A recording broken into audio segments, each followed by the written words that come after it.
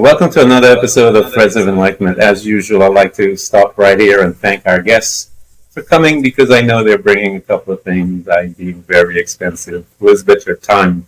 Time is one of the most precious commodity given to the human spirit. And how we utilize that 24-hour tick-tock, it really is speaks volumes to those who understand the purpose of it. I remember as a young boy reading in church this scripture that says, teach us how to number our days. And so that's one who needs to understand time. The other is your journey. It is valuable. It housed who you were, and it created this beautiful spirit that is sitting before me. And so I want to thank you for coming and sharing this journey with us as well. Welcome. Thank you for having me. Thank you. Introduce yourself to the folks. Tell them everything that you have so far. Hi, I'm Elizabeth. I launched an environmentally friendly clothing brand based on my art, and it comes in plus sizes. But 5 years ago, I was painting murals as a federal inmate, and so I've had to build my life back from scratch, and I started working with some state representatives in Maine, and we got some very much needed bills passed, for the good of the people. I got my brand in a couple clothing stores in some rural areas, and I'm currently working on getting them into a big chain store. So I got a little more research to do to figure out how the best way to do that and be successful. But yeah, I'm working on it, and yeah, just having a great life. Excellent. That is beautiful. I always tell people that the journey comes for a couple of things: introducing us to ourselves, identifying our gift that we have within us, because we came to this planet with gifts that resides within us. And once we go through our journey, we kind of discover what they are, or they're revealed to us, and then we are able to serve others through it. And you are doing that through your art and all of the things that you're doing. So walk with us back, because we love to engage in this conversation, Elizabeth, that of your family. It is the first place by which we reside as human beings. Our family, our mom and dad, and all the grandparents and the brothers and sisters, everybody with their trauma, all that wonderful stuff, and we call that family. And as dysfunctional as it is beautiful in some way. So talk to us about your family. What was that unit like? Well, I was adopted from birth. My mother was only 17 years old, and my father was fighting across seas in Beirut. And so she gave me up for adoption to a couple in Brooklyn, New York. And they moved to Maine when I was 2, and I pretty much grew up there like my whole life. And I was always surrounded by love and support. I was never exposed to, violence, drugs, abuse, none of that.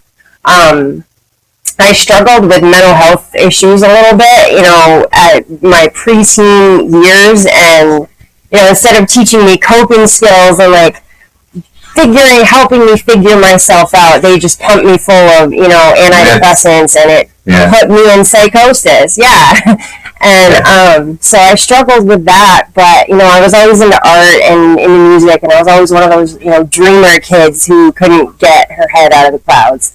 And I was always creative. I was always, off in my own little world. And, when I got out on my own, that's when, things really started to take a darker turn. I found out I'm high functioning autistic, so I'm a very blunt person, and sarcasm, sometimes I don't always catch it with neurotypical people.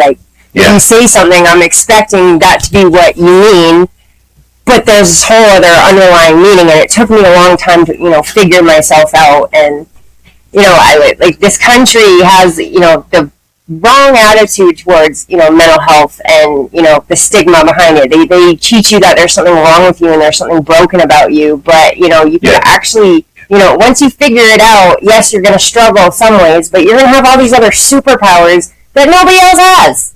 The brain moves 40% faster, That's incredible. Like, you can do some incredible stuff with that. You just have to learn how to work with it and channel it and stop believing all these stigmas that society wants you to believe, because, you know, you don't necessarily fit into their box of what's normal and okay. Yeah, and that's, So, I tell people that fence, that they tell us normal is the fence by which they keep you and I obedient to their programming. yeah. And once we are outside of normal or the sphere of normal, they do things to you, as you can attest to. The medication, one of the things is to dumb you down, because they don't want you to, they don't want to be bothered with you. Those are some of the terminology. And they don't want you to grow in your spiritual gifts either. Mm-hmm. Like, you know, I would have these dreams where I was always flying and I was always going somewhere. And whenever I woke up as a kid, I would feel like, I gotta go back to sleep. I have more stuff to do. Like, because I would remember the dream. And, you know, I started having these supernatural experiences that I didn't understand. And, you know, in prison, there was like a really defining situation. I'll get to that in a little bit. But, you know, the beginning of my, you know, spiritual awakening was, you know, in my 20s, I was dating a very abusive man who, you know, the first time he assaulted me, I was in the hospital with my skull showing. And the brain damage was so bad, I would get seizures and, you know, fall on the ground and, you know, be passed out and not know how long I was out for. And my daughter was only 14 months old, and she was, like, running around. I'd wake up and she was running around, and I'm like, she's not safe with me. Like, and there's nothing I can do about it because it's brain damage, and the doctors are like, oh, well, this could be permanent, or this could, you know, clear up. You know, we don't really know. And the other thing was that they pumped me full of opiates, and I found out I was pregnant that day with my son, and I tried to refuse, and they told me that because I was pregnant and because my blood pressure kept skyrocketing from the amount of pain I was in, that would result in a call to CPS for refusing medical advice, and that's Child Protective Services.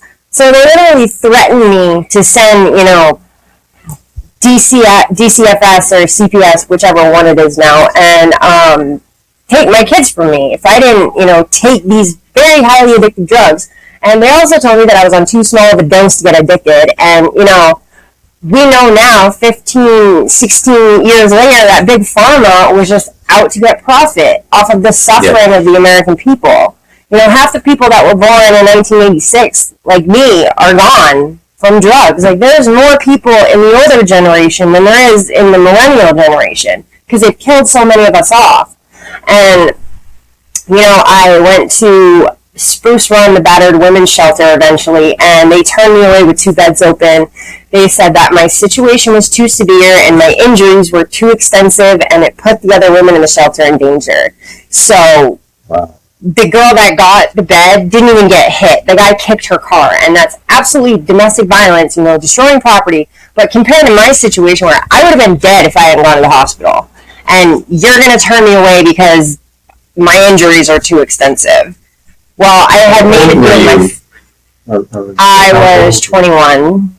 21? I was 21 when I I might have been 22 when I finally went and got away from him. But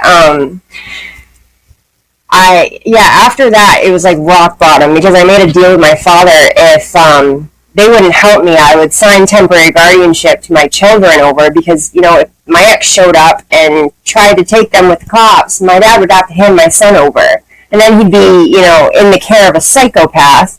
And so I had to put them first. And, you know, the trauma from everything he had done to me, like, he used to trap me in the bathroom and torture me for hours. Like, it hardened me so much to the point where, like, I wasn't scared to die. I wasn't backing down. I'd fight anybody, whether I was going to win or lose. And, you know, like, the next man that tried to put his hands on me, he's the one that went to the hospital.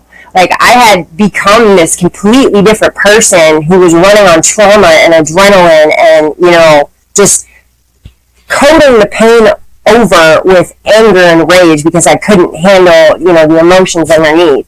And I worked my way up the chain because I was, like, so hardened and, you know, such a little badass at that point. Like, I just kept moving up the chain with more and more dangerous people. And, the stakes keep getting higher and the situations kept getting more and more dangerous. And then eventually in 2011, I went to jail for drugs. And that was sobering for me because, I finally, woke up and realized what I was doing. Yes, I was sick, I was addicted, I was desperate, I was scared.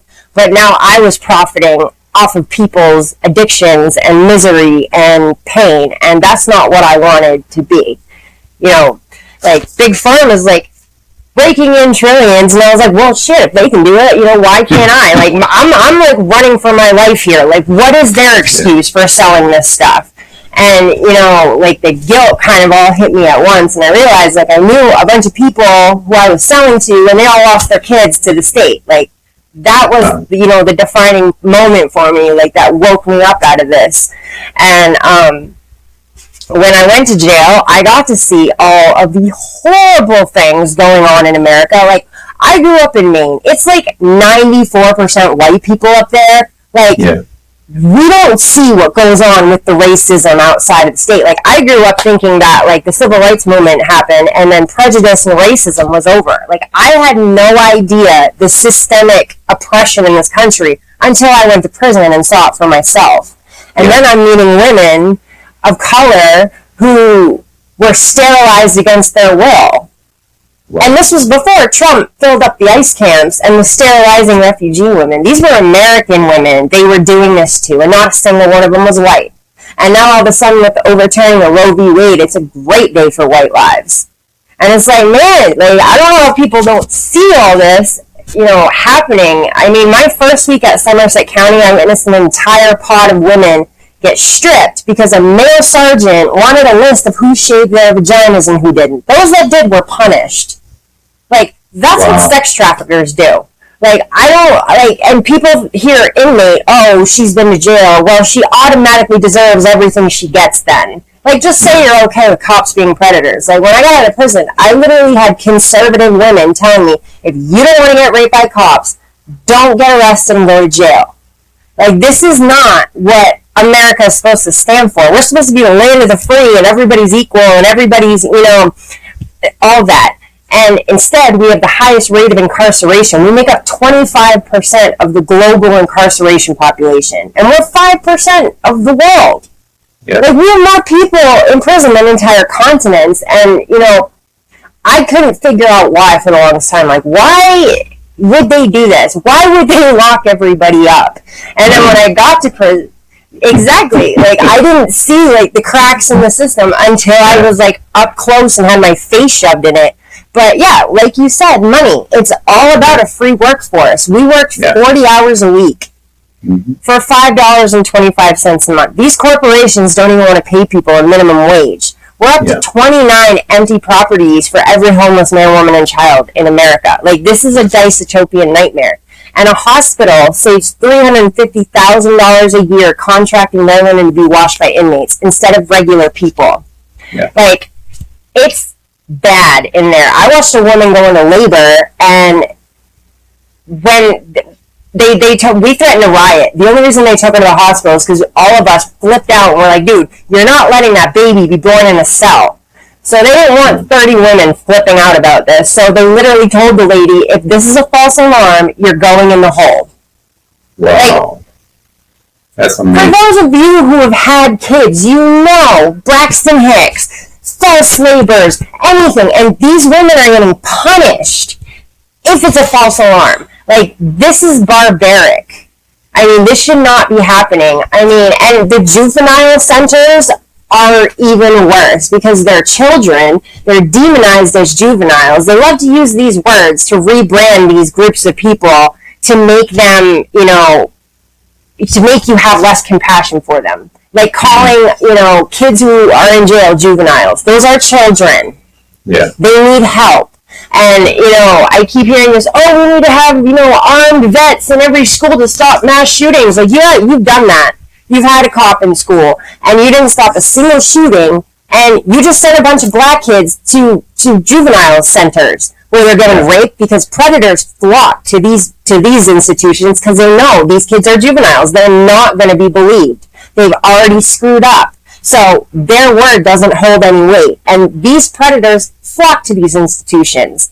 And then you have judges getting, paid a certain amount of money for every child they send to one of these institutions. When I was at Cumberland County, they would send juveniles over to us from Long Creek. Every couple of years, Long Creek has horrible allegations against them. They're in the paper for breaking kids' arms, for hospitalizing one, for kids committing suicide.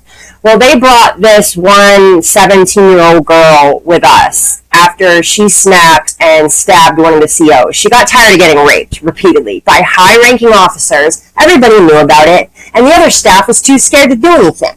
So they're not reporting for these children and on their behalf. So they brought her with us, the adults, and then just to terrorize her even more, they told her on Christmas Eve that she was going back into the custody of her abusers for her last 2 weeks. She slit her throat that night.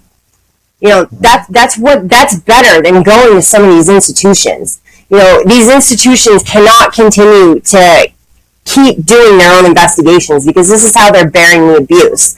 When I was at Somerset County, they had illegal cameras inside the SMU cells. So they forced me to strip in front of these cameras under duress of being maced and extracted.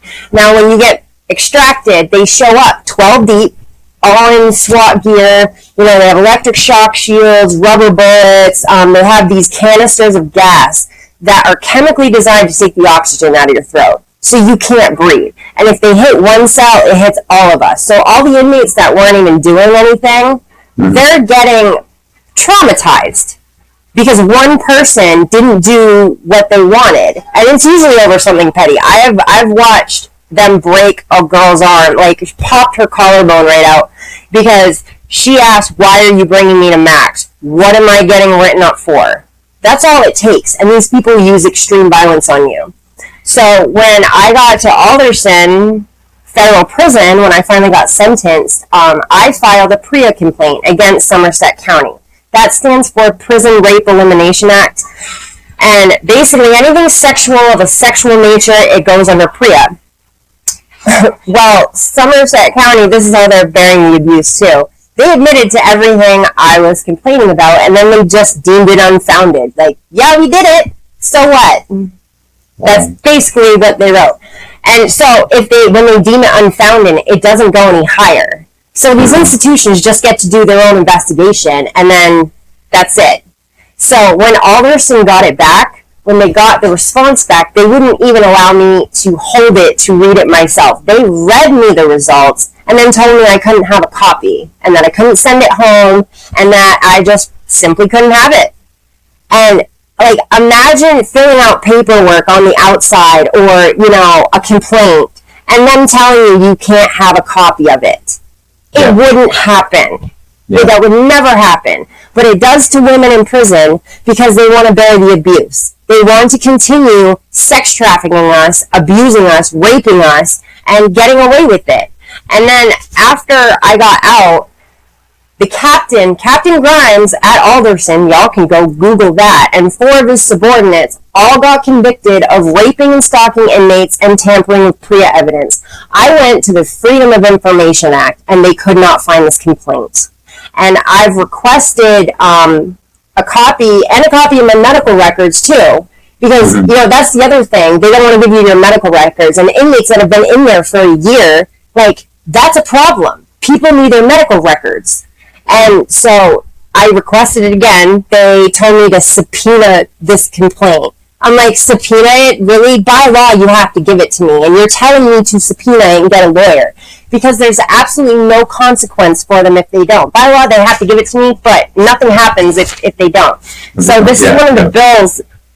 Yeah, this is one of the bills that I'm working on with Maine State representatives. And they're trying to figure out the best wording. But these institutions need to be held accountable for every day they stonewall an inmate on their paperwork. Like $500 a day or something. Like, if you're just going to simply refuse to follow the law, then there needs to be a consequence for when you do. Because Lord knows you all love to enforce the law.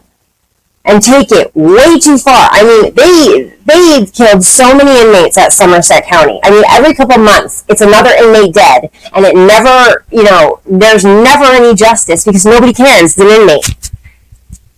Oh, and most people are non-violent. Like 70% of the women in prison in America have some sort of domestic violence or, sexual assault trauma in their background. We're the women who are slipping through the cracks. And, what happened to me at the shelter, the victim shelters, that's a very big problem in America too. A friend of mine was sex trafficked and she was trying to get in the human trafficking shelter. They wouldn't let her come in unless if she testified against her pimp, who knew where her mother was, who had a whole network of dangerous people. He had her social security card, her IDs, her all of that. And in order for her to get help, she has to do law enforcement's job for them. That's disgusting. Like you're extorting victims by doing that. And all of this trauma, Elizabeth, because that is such deep abuse, mentally, physically, all of that. How did you manage yourself within that sphere? What? I know you told me that when you were being abused, that you had changed, you had made some decisions and so forth. But what started to happen to you while you were exposed to all of that type of? I stopped having empathy for people. Yeah. I stopped having empathy for people. I couldn't feel joy. I couldn't feel compassion. I couldn't, I just felt rage and disgust and anger. And, it's like it wasn't safe for me to feel helpless and scared. So my brain would just shut it off and, turn it into anger because I could handle anger. There's power in anger. Anger is, that shield you can hide behind, and it's not going to make you look vulnerable. It's not going to make you look, like a target. And but like honestly, in prison, I went through a phase where I was like freaking out, thinking I was a sociopath because of all this. And I think I called home one day and found out somebody overdosed, and I was like, I don't care. They're a horrible person. Like, I don't care. And then I'm like, oh my God, like, I'm a monster. Like, I felt horrible. Like, I felt more horrible about the fact that I couldn't feel anything, compassion-wise. And, I wasn't a sociopath. I was just so traumatized, like, it wasn't safe for me to feel empathy. It wasn't, once I, like, unpacked all that, when I was finally in, a situation where I wasn't being traumatized, you can't get better in an environment that's making you sick. You have to have, peace, and then it's not even going to feel like peace because you're so used to the fight or flight thing. And, honestly, for a lot of years, it was like I would subconsciously get myself into more chaos because it was that period, like waiting for the other shoe to drop was way worse than being in the midst of chaos. And it's just like waiting for, that to hit the fan. Like, no, man, I don't want to sit with that. And, it took me a long time to figure that out. And, where did you move? Where did you find your peace, Elizabeth? Where did you find your peace within all of that? Because you said you gravitated. I'm still trying to find it. I still have days where I have a really hard time finding it. But I started to meditate, and I did. I really lucked out when I got out of prison because Janet Mills took over for Paula Page, and she expanded main care. So now I could get health insurance, and I was continuing treatment. I was going to trauma therapy. I was doing all these things that actually helped me instead of just trying to self-medicate because I had no way of paying to go to the doctor. Yeah. And, universal health care just needs to be a basic human right, just like housing and everything else. But instead, we have this nightmare going on in the United States. And now we have like 29 empty properties for every homeless person. Like, this is disgusting. And Over the pandemic, all of these jails across America were taking out PPP loans to expand their jails to like add more beds on and Bandit, get out of here. Sorry. It's My okay. dog tried to. I'm so okay. We got a whole bunch of rescues here, so kind of crazy. Yeah. I'm sorry. What was I saying? I completely. No. Oh yeah, the PPP loans. Yeah. Yeah. So they were adding a whole bunch of wings on and everything else, just so they could get more beds. And Yeah. meanwhile, that money should have gone to the people, but they're shooting for this whole homeless thing and criminalizing it, because in a lot of cities now you can't even feed the homeless people without getting fined. They made everybody homeless during the pandemic, and now they're criminalizing homelessness. So pretty soon they're just going to be locking everybody up and putting them to work for a free workforce. And I love these people who are like, oh, you get free medical care in prison. Like, dude, I have watched so many women die of very treatable things. Like, one girl broke her foot shoveling the snow. That was her job for like $5.25 a month. She breaks her foot slipping on the ice. By the time they brought her to the hospital, the bone had fused back together and they had to re-break her leg. Like, there's no need for that whatsoever. Like, you're letting this kind of thing happen to people. I mean, I've watched inmates perform minor surgeries on themselves because they cannot get any help from medical. And the other thing about prison doctors is legally they're allowed to have lost their medical license and still work at a prison. So they can have a malpractice suit going on and be, performing, medical procedures on inmates. And then we wonder why so many inmates are getting neglected and so many people are dying in prison for very treatable things. And, I've watched so many, couple-year prison bids turn into a death sentence because these people simply did not want to, have basic empathy and get somebody, medical care in an emergency. Like, it was terrible to watch. And there's nothing you can do as an inmate. If you say anything to them, they'll use violence against you. Wow, that is a powerful life to witness and to see and to be a part of that.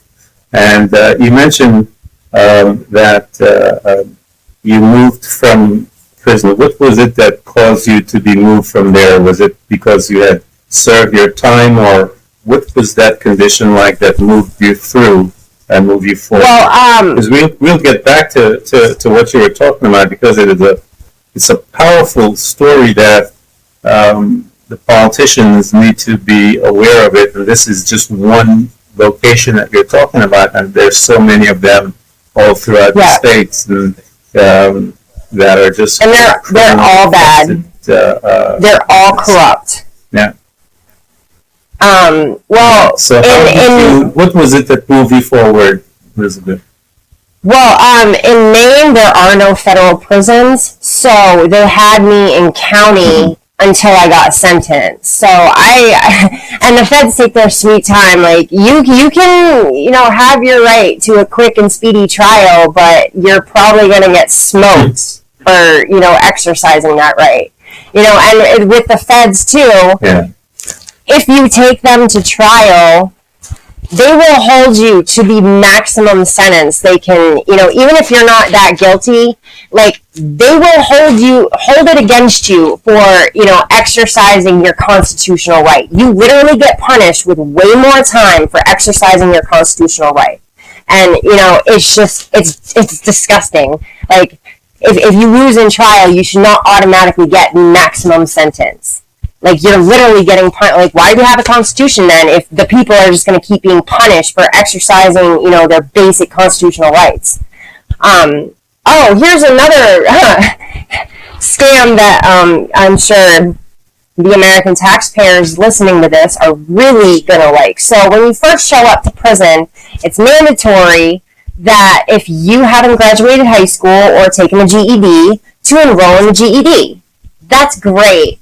if you actually haven't graduated high school. But what was happening is they were getting $2,000 for every inmate that was enrolled, and then another $2,000 when they graduated. So inmates have no way of getting anything for themselves. We can't even get our own tampons because we don't have access to a store. We don't have access to phone books. We don't have access to computers, internet, anything like that. They tell the inmates, you have 60 days to bring us your high school transcripts, or you're going to take the GED. And if you refuse, then you're going to lose good time and go to the SHU, which is solitary confinement. So, they're supposed to get it for you, but they don't.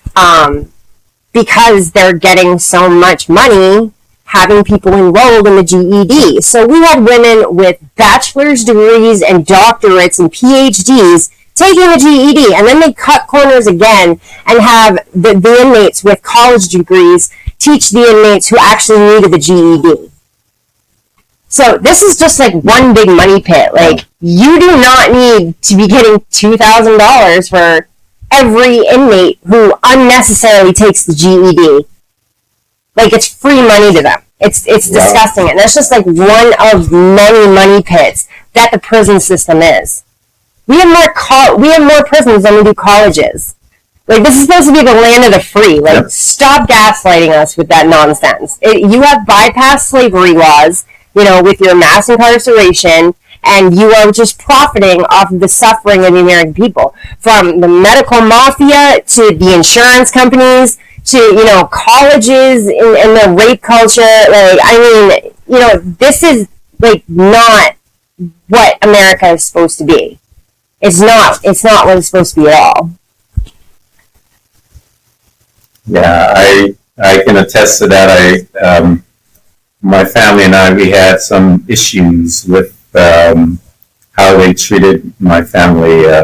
It was interesting to go through to see the effect and the trauma that it caused my children, young boys that are growing up in America. So. It's a painful place. As much as people want to get there, it is a painful place for some of the things that are happening behind the scenes, if you will. So, you were moving forward, Elizabeth. Yeah, go ahead. The rehabs have a 94% failure rate, and when they kick somebody out, it's $30,000, no refund. They're kicking people out over very petty reasons. A friend of mine, his nephew, was in rehab, and they have a petty rule, like you can't drink coffee in certain areas of the building at certain times. Well, he got caught doing it, and they kicked him out for it. He got out and overdosed. Like, you wouldn't kick a cancer patient out of, a rehabilitation center, but you're doing it to addicts and, just taking their money. It's more free money. It's literally profiting off the suffering of the American people. Like, all these institutions need to be, Yeah, they're not going to do anything substantial because there's just too much money in it, and the guys who should be overseeing it, they have the kickbacks. I can tell you stories, and just like you're telling me a ton of them. I know some of them as well, because I had a lot of friends that were lawyers and judges and cops and all this kind of stuff. And I was one of those guys who wore a suit. And my friend, who was one of the top lawyers in the United States in Florida, would tell me, he says, Ken, stay off the streets. Tell your boys to stay off the streets because they're coming after all the black young men. And so I would have to relay that message to my boys to stay off the streets in Orlando because they were just coming for us. Just for every reason, they're just coming and grabbing you because that was their schedule, time, and so forth. So as you're moving through, Elizabeth, and you're going through your life, and you're now moved into this area where you have a little breather, if you will. Mm-hmm. What began to happen to you as you were afforded this little sabbatical, if you will, from all of that darkness that you were part of as you moved through that? What began to happen to you? Because you were talking about how you became cold, anger, and all those things that we were using. Yeah. You're seeking therapy. You are you talked about meditation. How did all of these different things started to assist you to help you to change your perspective about yourself?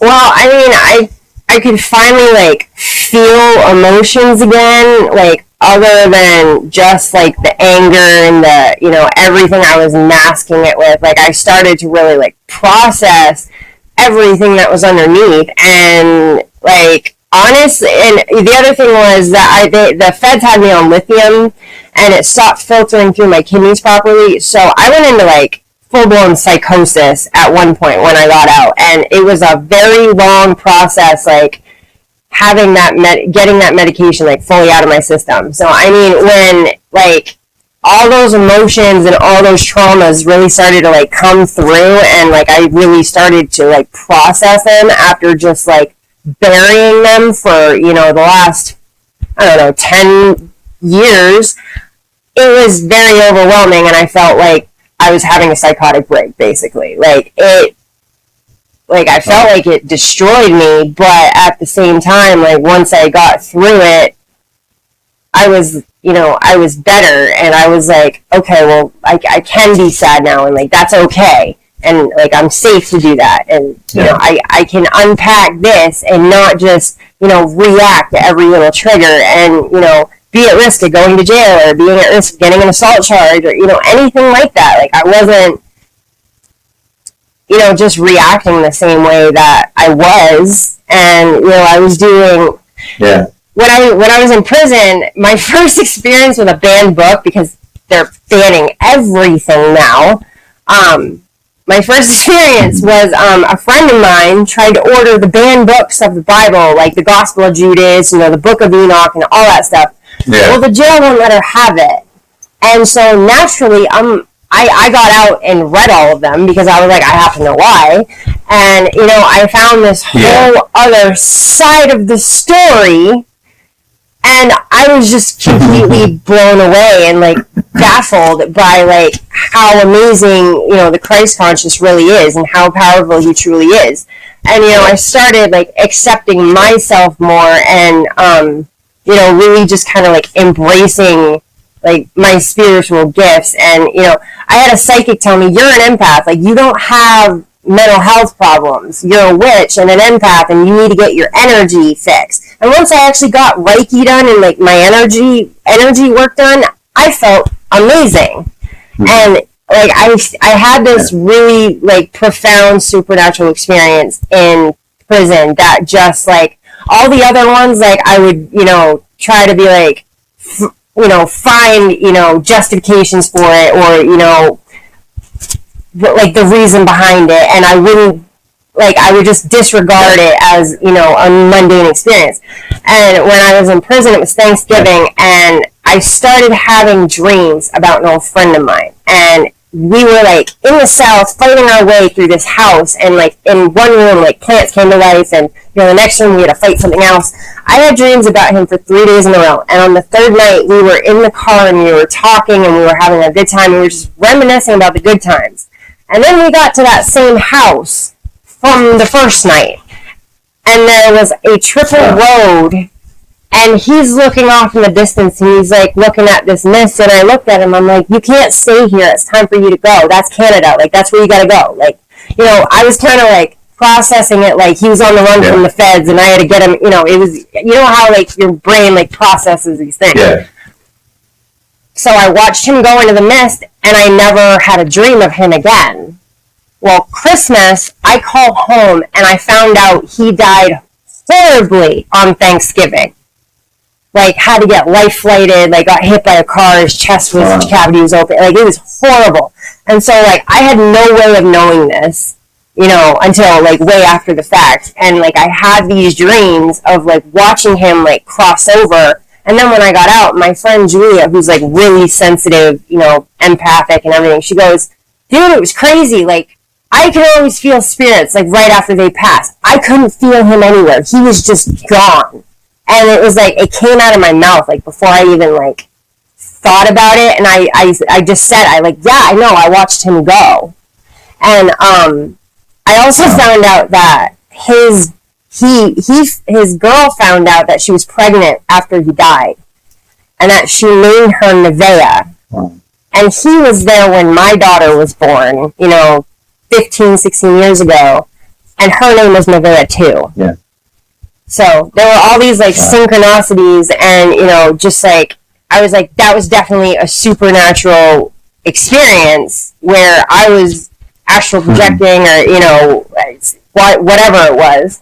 And so I really kind of started to accept that, instead of just being like, oh, I'm a mental health crisis, and I'm just weird and I'm never gonna fit in. I stopped caring about that. I'm okay with who I am. I'm not trying to fit in with all of these people who just follow the crowd and can't think for themselves. I don't need to be surrounded by people. When you got that up. Yeah, when you got that opportunity, that you began to allow yourself, if you will, to feel emotions and so forth in your life. And you had mentioned that you started to feel safe to be able to express that. What was it doing to you, Elizabeth? What were those inner experiences as you were feeling safe? What did that look like to this woman that had never truly been safe from I felt her young relationship? Yeah, I felt like I was falling apart, and I was it was total dark night of the soul. I really didn't come out of my house. It was a long process for me to even just come back out into the community and become involved and all that stuff. I literally when I first got out of prison on probation, I'd have panic attacks every time I left my house, and it didn't help that the prison had me on $1,300 worth of psych meds that I had no way of paying for. And this is an issue too. They get people all hooked on these, meds when they're in prison. They give you a month's supply, and they say, good luck, have fun when you get out, and then you have no way to pay for it. And a lot of these psych meds are really dangerous if you just stop taking them. With lithium, your heart can stop. You will go into full-blown detox, and it can kill you. This is not a joke. And I hate how these doctors just hand out these drugs so, freely, without really, spending time with the patient. You just spent 10 minutes with me, and you want to give me these psych meds? This is not helping. And so, needless to say, I went back. I didn't even last 6 months on probation. I just fell apart and relapsed and went back. And when I was at Danbury, I painted murals. They paid me $57 a month. That was the most high-paying job at the prison. Painting murals, and I would also paint cups and portraits and other little things for the inmates.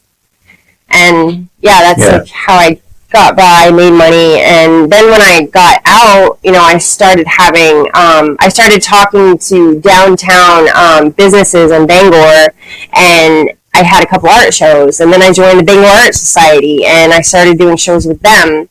And then I found the Galleriste, that Canadian women's clothing brand. You as an artist, you can sign up with Le Galleriste and turn all of your art into environmentally friendly clothes for women. And they come in plus size. It's very inclusive, which I'm happy about. But it makes these really beautiful, well-made clothes. I got some stuff to show you. This is one of my bags, the horse. Yeah. And you can... that's beautiful. You have, you can look at the tags and see the entire painting on there. You can also go on the website and see, all my paintings as well.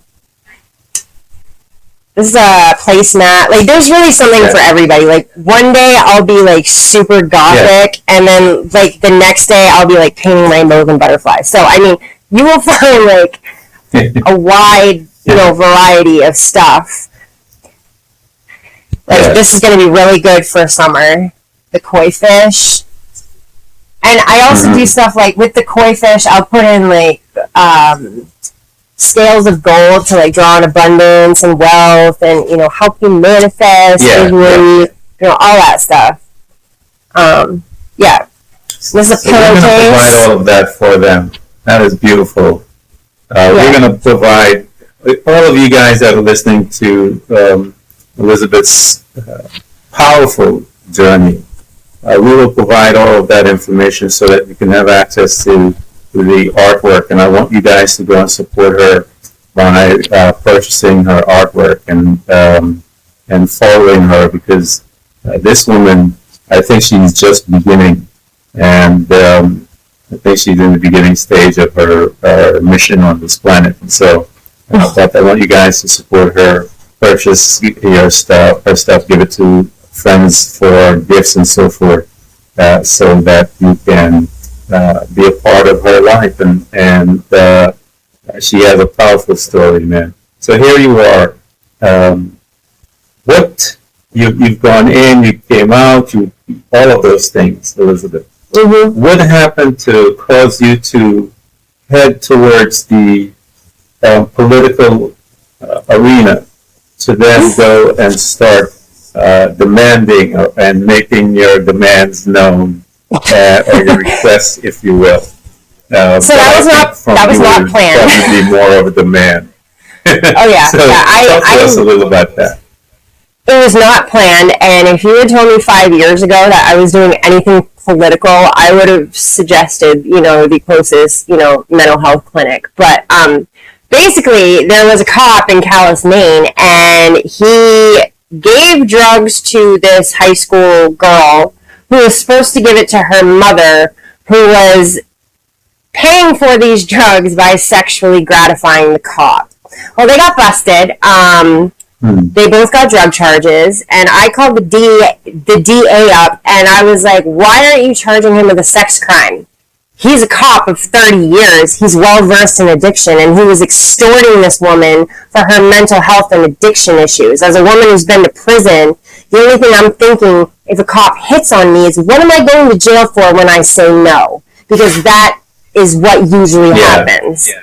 And, especially with, Black and brown women, it's how dare you say no to me. That's really the attitude that, a lot of these officers and, men will get with them. And it's just horrible to watch. But yeah, basically, he told me, he was like, well, the way the law is written, it's consent. But you've made a lot of really good points because of, your position and what you've been through that I had never even thought about. So what you can do is write to your main state representatives / legislatures, and this is how you can get bills passed. So that's what I started doing. I also started showing up at Democratic meetings and just telling them what they were doing wrong.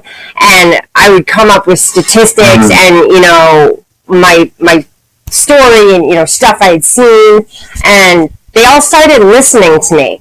So, we got one bill passed that Maine jails are required to provide tampons and pads free of charge for women. And yes, that is a problem. Women will literally make their own tampons and make themselves sick because they're that desperate. Wow. And, they're in all jails, bare minimum, there is pads, but sometimes they're out. And I've literally watched female officers, tell women, oh, well, go ahead and bleed on yourselves. What do I care? Sociopathic behavior from these officers. And just to do that to another woman as a woman, I was just floored. So the game became, go up to the biggest, baddest male officer and make him feel as uncomfortable as possible. So, that would look like, well, what do you expect us to do? Because we're going to start bleeding on everything because we have nothing, we can't go get the stuff for ourselves.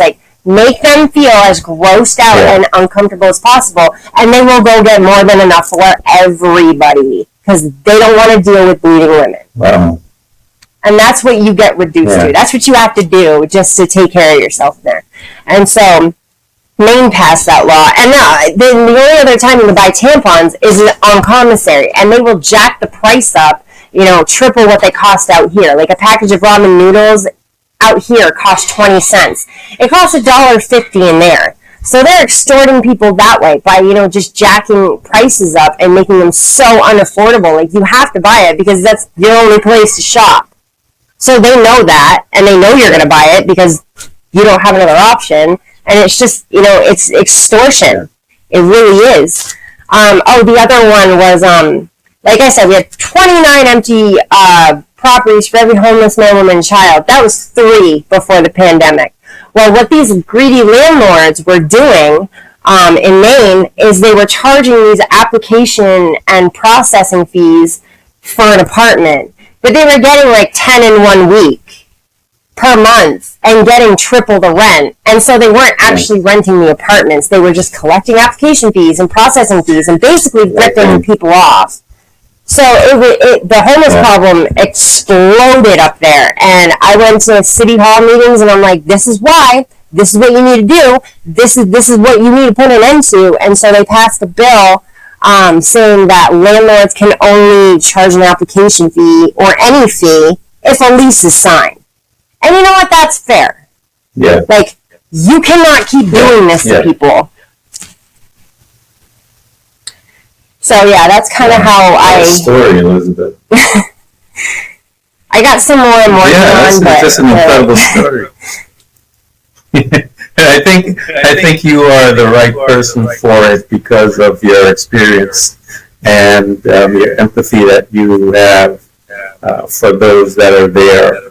And I don't think they could have had a better fighter on their behalf than you. And so I will, anything you need from us here at President Enlightenment. Those of you guys that are listening to this powerful story, I'm going to provide everything for you to have access to Elizabeth and find a way to join her, to support her, also to buy her art and so forth, and so that you can welcome her into the President Enlightenment family.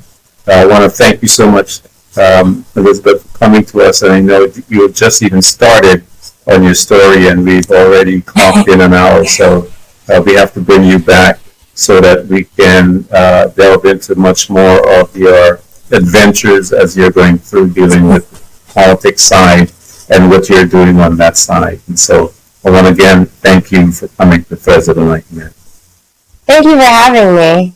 Pleasure.